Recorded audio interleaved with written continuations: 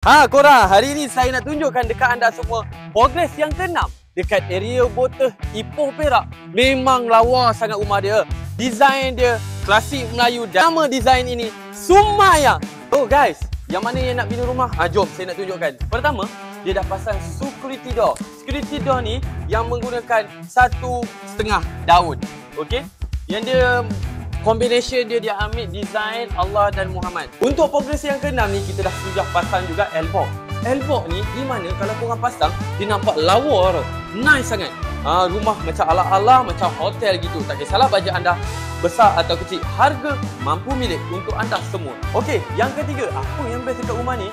Owner ni dia memilih letak bata berwarna merah supaya dia nak letak belakang ni dia letak gambar-gambar keluarga mereka belah belakang ni. Sangat-sangat cantik combination dia yang menarik. Untuk bilik master juga dia ada sekali dengan L-box tau. Anda boleh tengok dia punya L-box ni, dia masuk bilik nampak macam romantik, sweet-sweet gitu. Memang romantik gila. So, tunggu apa lagi? Takkan anda tak nak bina rumah atas tanah sendiri? Takkan nak biarkan tanah tu kosong macam tu saja? So, dah buat rumah bersama HB Group merealisasikan impian anda